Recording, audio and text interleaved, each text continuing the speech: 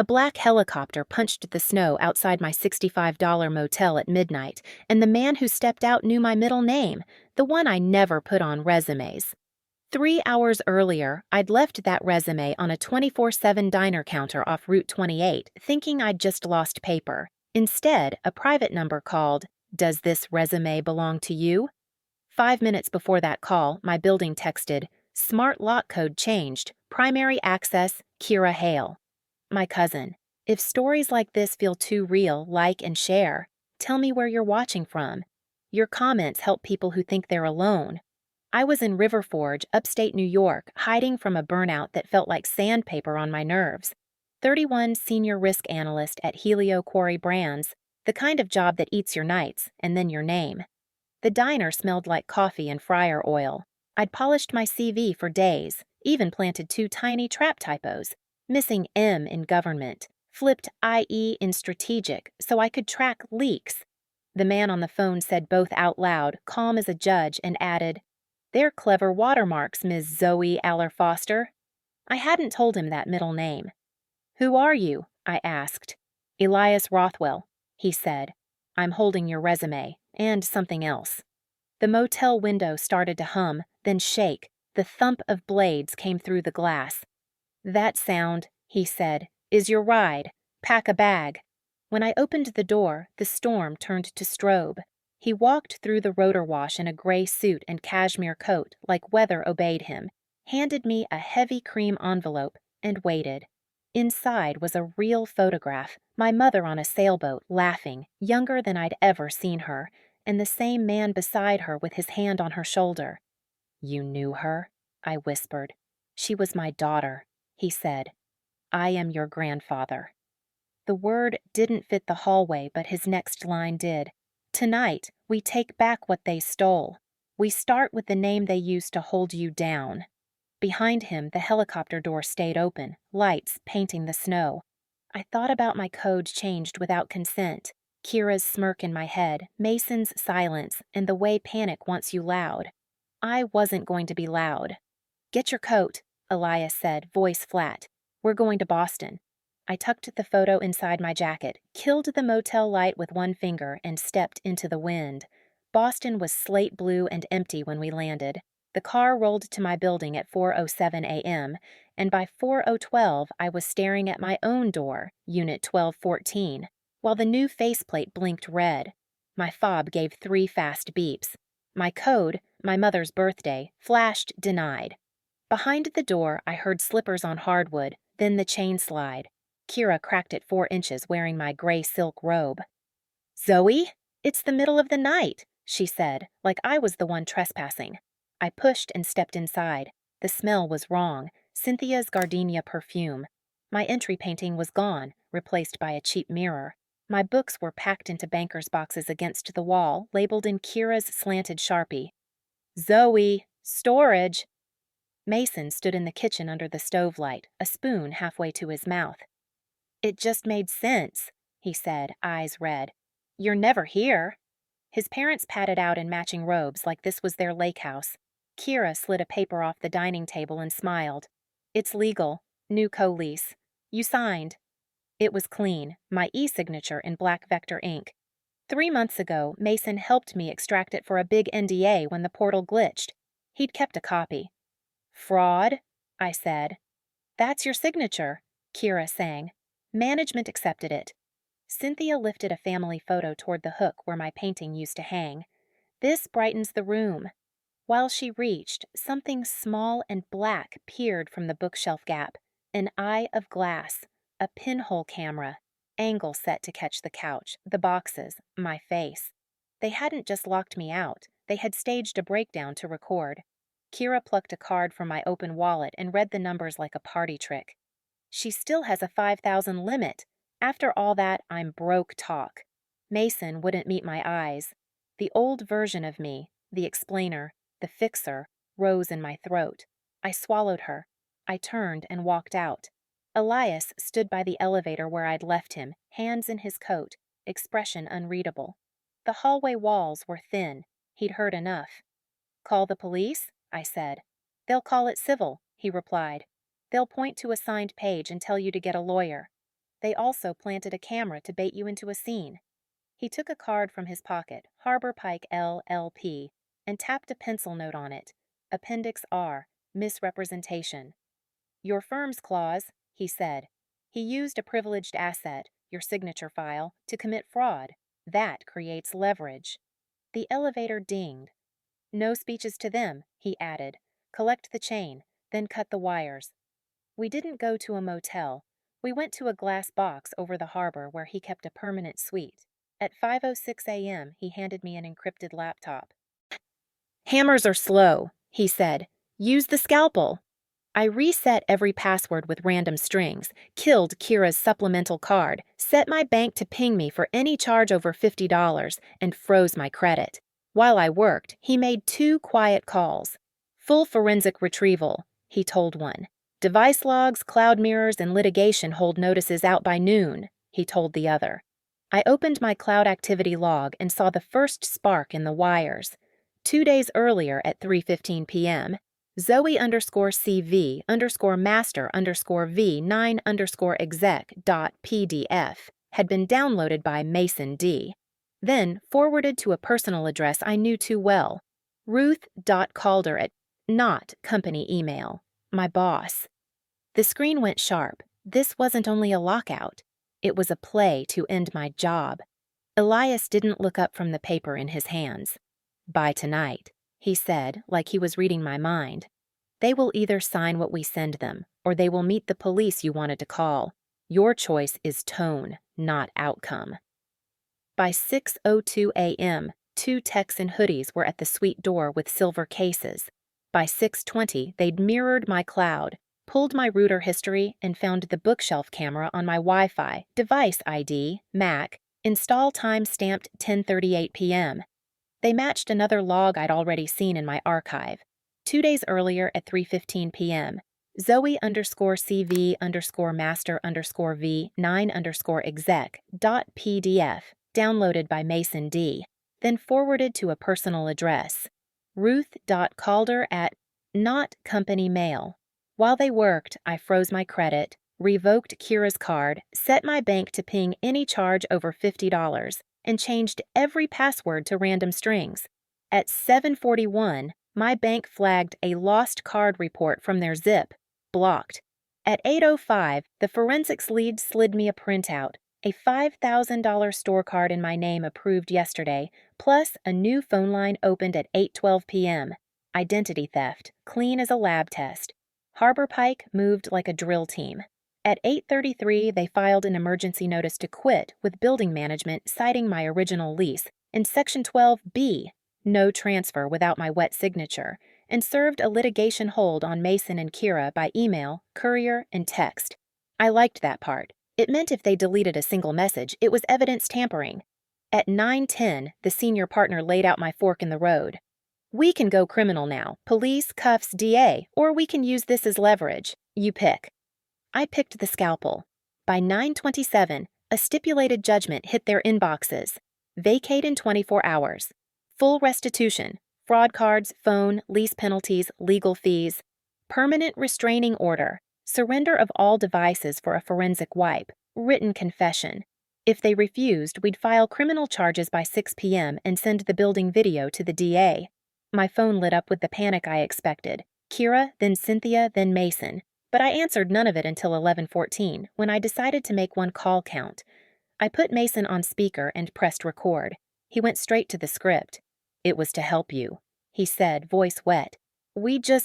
If my parents were there, Kira, Zoe, stop this. I opened the living room feed the Tex had pulled and held my mic to the laptop. His own whisper filled the suite. Angle it at the couch. She'll sit there when she sees the boxes. Kira, start crying. Mom, be ready with the papers. She always breaks. It was dated 2 nights ago. The silence after I hit stop was long and raw. Mason, I said, steady.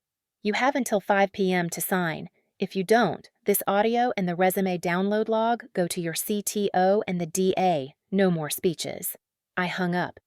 At 12:03 p.m., Harbor Pike sent the sign by 5 p.m., or we file reminder with the confession template attached. At 12:11, my bank pinged 3 times. $89, $312, $1,204, blocked. At 12:29, building management confirmed receipt of the notice to quit and added one line that felt like air. New keys will be issued to Ms. Foster upon order execution. The clock was running, and for once it was running for me. At 2:08 p.m., the concierge called. Kira was in the lobby, crying, says she's family. I met her in the coffee shop across the street, sat where the cameras could see us, slid a single page across, top half, what she owed. Store card $5,000, phone plan $1,500, lease penalties $6,400, forensics our legal $10,000 equals $22,900. Bottom half, a repayment plan with 2 evening temp jobs and 36 months to zero. No, I said when she begged for a week on my floor. Sign by 5, start work Monday, or face the DA. She called me cruel. I called it clear. At 4:55 p.m., executed signature pages hit our inbox. They capitulated. Vacate in 24 hours. Full restitution, RO. Device surrender, written confession. Building management emailed 2 minutes later. New keys issued to Ms. Foster upon turnover. That night, per the order, the community room smelled like carpet cleaner and instant coffee, while a camcorder's red light blinked at a folding table. Mason read his statement with both hands shaking. Fake lease, lock change, hidden camera, deliberate and malicious. Apology to me and to the residents. Then signed the attestation under the lens. Kira burst in mid-sentence, shouting, "She's forcing him!" until the manager asked if she'd like to discuss her first repayment installment. She left without a word. By morning, the confession video sat in the building portal under Security Breach Resolved, Unit 1214. My locks were changed, and the keys waited in a plain envelope with my name spelled right. I didn't go home yet. The apartment was handled. The real fire was at work. I walked into Helio Quarry at 9:03 a.m., like nothing had happened, and Ruth tried to make it nothing. "Take personal time," she said, eyes soft and fake. I asked HR for a private room instead and slid Donovan a single sheet, $500 wire from Ruth Calder to a freelance paralegal named Jax Morell, the metadata from the fake co-lease. Appendix R, I said, instigating off-duty fraud with a company insider. He went pale. By 11:10 a.m., a preservation order froze Ruth's email, Slack, and Drive. At 11:42, the company blast said personal leave, which meant suspended. She called me at 4 p.m. from a blocked number and offered the thing I needed on tape. "You help me clean this up. Director title 50% raise. Say, Mason manipulated us."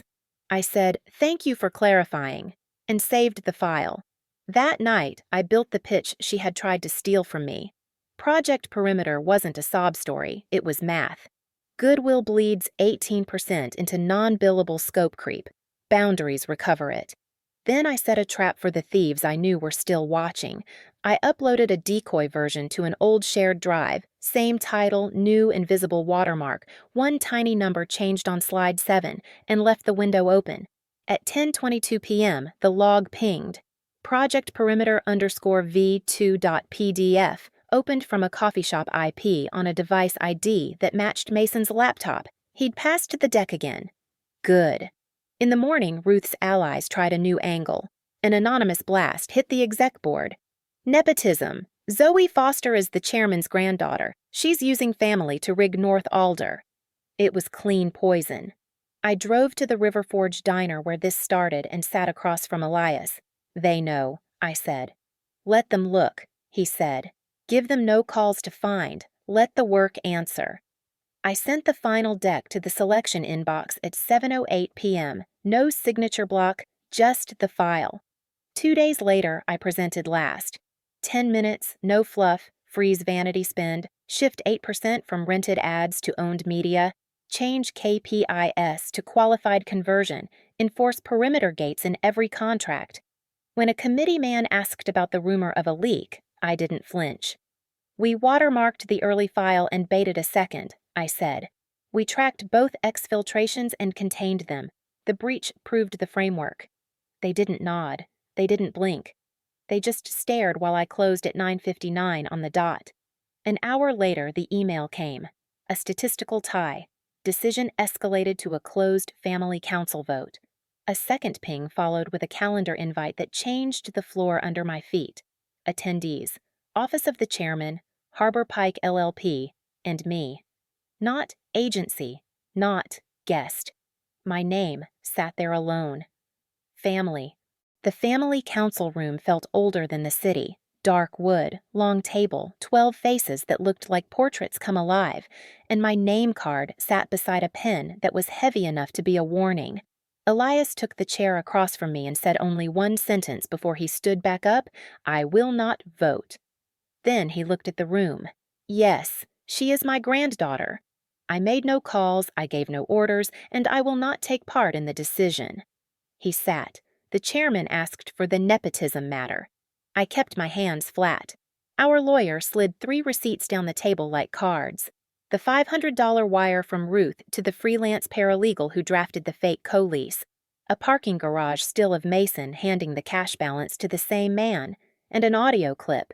Ruth offering me a director title and a 50% raise if I called it a misunderstanding. The room stayed quiet while her voice played. Ruth tried to speak and the chair held up a palm. "We have the record." Then came the part I didn't know about until this moment. The clause. The counsel read it out loud, so the wood heard it too. When sabotage against a finalist is proven by a notarized chain, the offender is disqualified and the victim receives an integrity bonus to break any tie.